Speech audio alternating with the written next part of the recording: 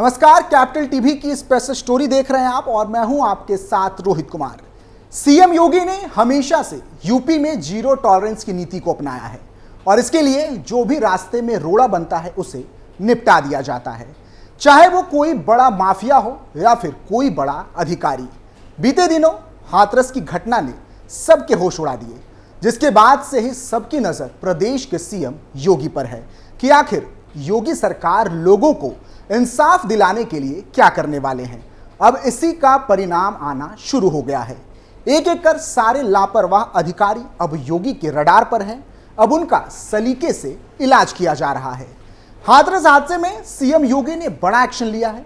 SIT ने प्रारंभिक जांच में चश्मदीद गवाहों और अन्य साक्ष्यों के आधार पर दुर्घटना के लिए कार्यक्रम आयोजकों को मुख्य रूप से जिम्मेदार माना है। अधिकारियों द्वारा कार्यक्रम को गंभीरता से नहीं लिया गया और वरिष्ठ अधिकारियों को अवगत भी नहीं कराया गया। एसआईटी ने संबंधित अधिकारियों के विरुद्ध कार्रवाई की संस्तुति की है। इस पर उप जिला मजिस्ट्रेट सिकंदर राव, पुलिस क्षेत्राधिकारी सिकंदर राव, थाना अध्यक्ष सिकंदर राव, तहसीलदार सिकंदर राव, चौकी प्रभारी कचौरा एवं चौकी प्रभारी पौरा को शासन ने सस्पेंड कर दिया है। हाथरस के सिकंदर राव में बीते 2 जुलाई को सत्संग के दौरान घटित दुर्घटना के तत्काल बाद गठित एडीजी जोन आगरा और मंडलायुक्त अलीगढ़ की एसआईटी ने 2, 3 और 5 जुलाई को घटनास्थल का निरीक्षण किया था। जांच के दौरान कुल 125 लोगों का बयान लिया गया, जिसमें प्रशासनिक एवं पुलिस अधिकारियों के साथ आम जनता एवं प्रत्यक्षदर्शियों का बयान भी लिया गया। इसके अलावा घटना के संबंध में प्रकाशित समाचार की प्रांतियां, स्थलीय वीडियोग्राफी, छायाचित्र, वीडियो क्लिपिंग का संज्ञान लिया गया। जांच समिति ने अब तक हुई जांच और कार्यवाही के आधार पर हादसे के पीछे किसी बड़ी साजिश से भी इनकार किया है और गहन जांच की जरूरत बताई है। जांच अधिकारियों ने कार्यक्रम आयोजक तथा तहसील स्तरीय पुलिस और प्रशासन को भी दोषी पाया है। इसके साथ ही घटना से जुड़े तमाम कारणों का उल्लेख किया है। इसमें कहा गया है कि स्थानीय एसडीएम, सीओ, तहसीलदार, इंस्पेक्टर, चौकी इंचार्ज द्वारा अपने दायित्व का निर्वहन करने में लापरवाही के जिम्मेदार हैं। उप जिला मजिस्ट्रेट सिकंदर राव द्वारा बिना कार्यक्रम स्थल का मुआयना किए आयोजन की अनुमति प्रदान कर दी गई और वरिष्ठ अधिकारियों को अवगत भी नहीं कराया गया। आयोजकों ने तथ्यों को छिपाकर कार्यक्रम के आयोजन की अनुमति ली। अनुमति के लिए लागू शर्तों का अनुपालन भी नहीं किया गया। आयोजकों द्वारा अप्रत्याशित भीड़ को आमंत्रित कर पर्याप्त एवं सुचारू व्यवस्था नहीं की गई। न ही कार्यक्रम के लिए स्थानीय प्रशासन द्वारा दी गई अनुमति की शर्तों का पालन किया गया। आयोजक मंडल से जुड़े लोग अव्यवस्था फैलाने के दोषी पाए गए हैं। इसके द्वारा जिन लोगों को बिना विधिवत पुलिस वेरिफिकेशन से जोड़ा गया, उनसे अव्यवस्था फैली। आयोजक मंडल द्वारा पुलिस के साथ दुर्व्यवहार किया गया। स्थानीय पुलिस को कार्यक्रम स्थल पर निरीक्षण से रोकने का प्रयास किया गया। सत्संगकर्ता और भीड़ को बिना सुरक्षा प्रबंध के आपस में मिलने की छूट दी गई।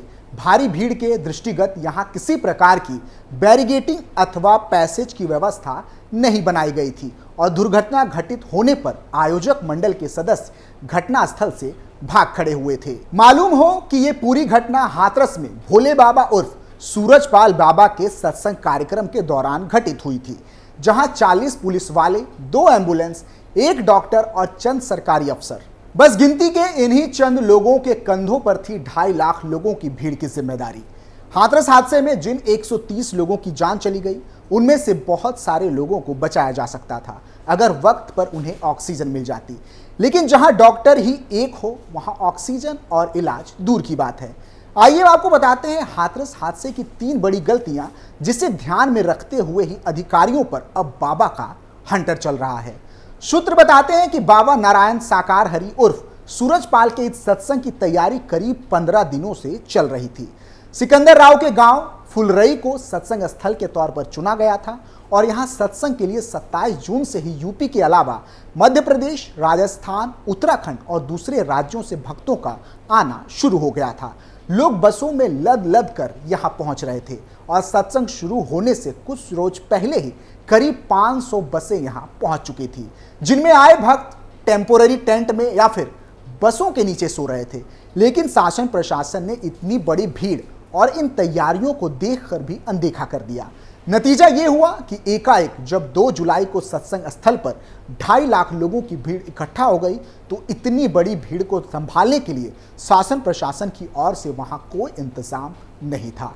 सरकार ने पहले ही साफ किया कि आयोजकों ने इस सत्संग में करीब 80,000 लोगों के आने की बात कही थी और प्रशासन ने इसके लिए इजाजत भी दी थी। लेकिन प्रशासन का काम सिर्फ इजाजत देना भर नहीं होता, ये देखना और निगरानी भी करना होता है कि जितनी भीड़ की बात कही जा रही है क्या वाकई उतने ही लोग सत्संग के लिए मौके पर पहुंचे हैं या फिर तादाद कहीं ज्यादा बढ़ गई है। तो प्रशासन इस मोर्चे पर बिल्कुल फेलियर साबित हुई।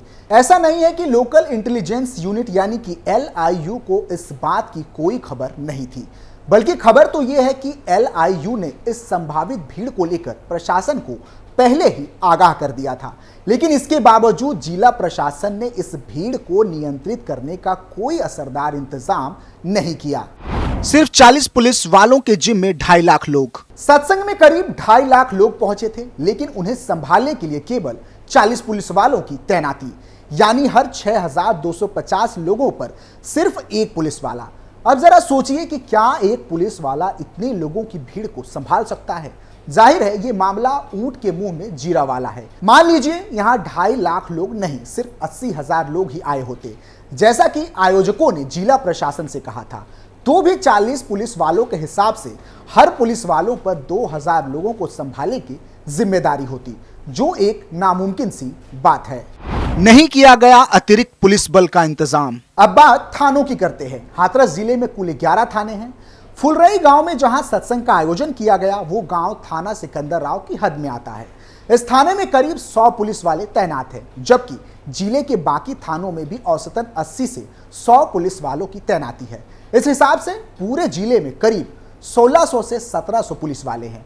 और चूंकि जिले में सिर्फ ये सत्संग का काम ही नहीं है, इसलिए ऐसे आयोजन के लिए जिला प्रशासन को पहले तैयारी करनी चाहिए थी और पास के जिलों से अतिरिक्त पुलिस बल का इंतजाम करना चाहिए था। सीनियर पुलिस अफसर और जानकारों का मानना है कि इतनी बड़ी भीड़ को संभालने के लिए कम से कम हजारों पुलिस बल की तैनाती होनी चाहिए थी, जबकि पूरे जिले में पुलिस वालों की कुल तादाद इसके तकरीबन ठीक डबल है। ऐसे में एक्स्ट्रा फोर्स के बगैर ऐसे आयोजन की इजाजत दी ही नहीं जानी चाहिए थी। मेडिकल सिस्टम की लापरवाही। आमतौर पर ऐसे आयोजनों के दौरान किसी भी अनहोनी से निपटने के लिए शासन प्रशासन को पहले से मेडिकल अरेंजमेंट भी करने होते हैं। अस्पताल, बेड, डॉक्टर, एम्बुलेंस, स्टाफ सब कुछ चाक चौबंद रखना होता है ताकि ऐसे किसी हादसे की सूरत में तुरंत लोगों को राहत पहुंचाई जा सके, उनका इलाज किया जा सके। लेकिन जानते हैं इस सत्संग के लिए प्रशासन ने क्या इंतजाम किया था? सिर्फ 2 एम्बुलेंस जो कि मौके पर मौजूद रही। भगदड़ मची तो प्रशासन ने भी अंदरूनी तौर पर इलाज और राहत के लिए भगदड़ जैसी हालात पैदा हो गई। आसपास के जिलों से एम्बुलेंस बुलाई गई। हाथरस से 11, मथुरा से 10, अलीगढ़ से 5, फर्रुखाबाद से 1 और आसपास के हाईवे पेट्रोल से 5 एम्बुलेंस बुलाई गई। लेकिन जब तक ये सब कुछ हुआ काफी देर हो चुकी थी। लोग इतनी बड़ी तादाद में हादसे का शिकार हुए कि अस्पताल छोटे पड़ने लगे। हादसे वाली जगह के सबसे करीब सिकंदर राव में एक कम्युनिटी हेल्थ सेंटर है जहां 8 डॉक्टरों की जरूरत है, लेकिन है सिर्फ 2।